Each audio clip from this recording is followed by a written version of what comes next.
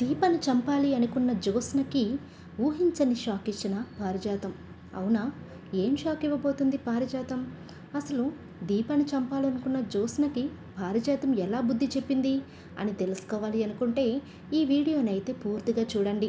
అలాగే అందరూ ఛానల్ని చూస్తున్నారు కానీ సబ్స్క్రైబ్ అయితే చేసుకోవట్లేదు. కాబట్టి కార్తీక దీపం సీరియల్లో ముందుగా ఏం జరగబోతుందో ముందే మీరు తెలుసుకోవాలి అనుకుంటే తప్పకుండా మన ఛానల్ని అయితే సబ్స్క్రైబ్ చేసుకోండి.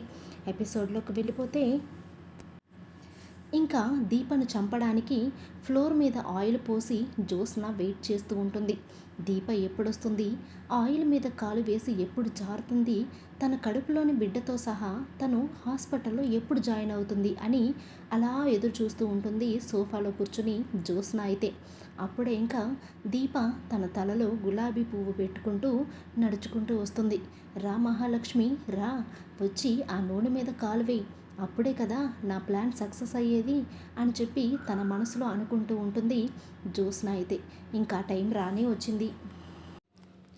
ఇంకా దీప అయితే అలా గులాబీ పువ్వు పెట్టుకుంటూ కింద ఉన్న ఆయిల్ చూసుకోకుండా అలా నడుచుకుంటూ వచ్చేసరికి ఆయిల్ మీద అయితే కాలు వేస్తుంది. ఎప్పుడైతే ఆయిల్ మీద కాలు వేస్తుందో ఒక్కసారిగా అమ్మా అని చెప్పేసి చాలా గట్టిగా అరుస్తూ కింద పడిపోతూ ఉంటే అప్పుడే ఇంకా పారిజాతం దీపా అని చెప్పేసి గట్టిగా అరుచుకుంటూ వెళ్ళి దీపను పడబోతున్న దీపనైతే పట్టుకుంటుంది. అప్పటికే అందరూ కూడా పరిగెత్తి దీప దగ్గరికి వెళ్ళేసరికి ముందు మాత్రం పారిజాతం వెళ్ళేసరికి పడకుండా దీపనైతే పట్టుకుంటూ ఉంటుంది.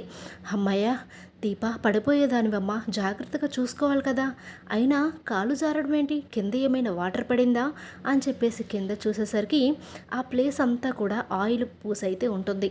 ఆయిల్ని చూసి ఒక్కసారిగా పారిజాతం షాక్ అయిపోతూ ఉంటుంది.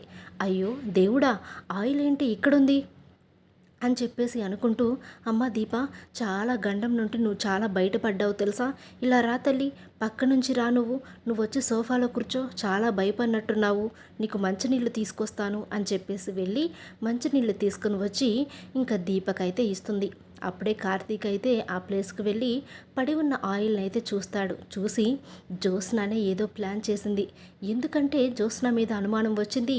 అందరూ కూడా దీప పడబోతుంటే దగ్గరికి వచ్చారు పట్టుకోవాలని.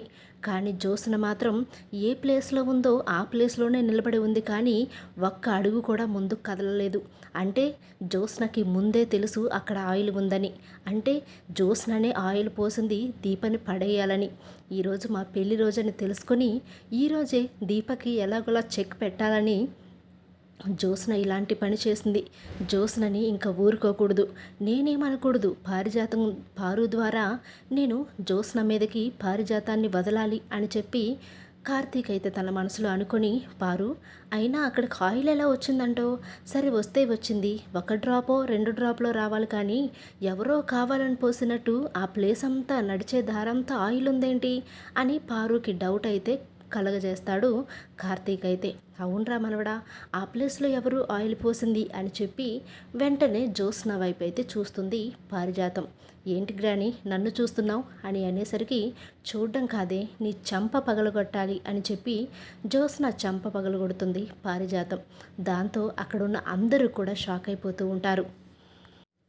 ఏంటి గ్రాని నన్నెందుకు కొడుతున్నావు అని చెప్పి జ్యోత్స్న అడుగుతూ ఉంటే, ఎందుకు కొట్టానా, నా మనవరాలు దీపని కింద పడేయాలని చూసావు నువ్వు తప్ప ఈ ఇంట్లో ఎవరు కూడా ఆయిల్ పోసే వాళ్ళు లేరు, నీకే ఆ దీప అంటే పడదు కాబట్టి దీపని ఎలాగలా పడేయాలి, తన కడుపులోని బిడ్డకి హాని కలిగించాలని నువ్వు ఇలాంటి ప్లాన్ చేశావు, నిన్ను ఇలాంటి దాన్ని క్షమించకూడదే అని చెప్పేసి 2 సార్లు చంప వాయించేస్తూ ఉంటుంది. ఏం జ్యోత్స్న అలా చంప దెబ్బలు తింటున్నావు కానీ ఏంటి నిజమో కాదో నువ్వెందుకు చెప్పట్లేదు అని చెప్పి శివన్నారాయణ చాలా సీరియస్ అయిపోతూ ఉంటాడు. ఎందుకు చెప్తున్నానా, అది నిజమే కదా, ఆయిల్ పోసింది తనే కదా, నా కన్న కూతురు దీప అని తెలుసుకుని దీపను చంపాలని ఎన్ని ప్రయత్నాలు చేస్తుంది జ్యోత్స్న అని చెప్పి దశరథ తన మనసులో అనుకుంటూ ఉంటాడు. ఏంటి జ్యోత్స్న నిజమేనా, నువ్వే ఆయిల్ పోసావా, అందుకే సైలెంట్గా ఉంటున్నావా మాట్లాడకుండా అని చెప్పి శివనారాయణ చాలా కోపంగా మాట్లాడుతూ ఉంటే ఇంకా నేనే ఆయిల్ పోసాను అని జ్యోత్స్న ఒప్పుకోవడంతో జ్యోత్స్న చంప పగలగొట్టి ఇంకా జ్యోత్స్ననైతే ఇంట్లోండి గెంటేస్తాడు శివనారాయణ. దాంతో పారిజాతం అయితే ఇంకా షాక్ అయిపోతూ ఉంటుంది.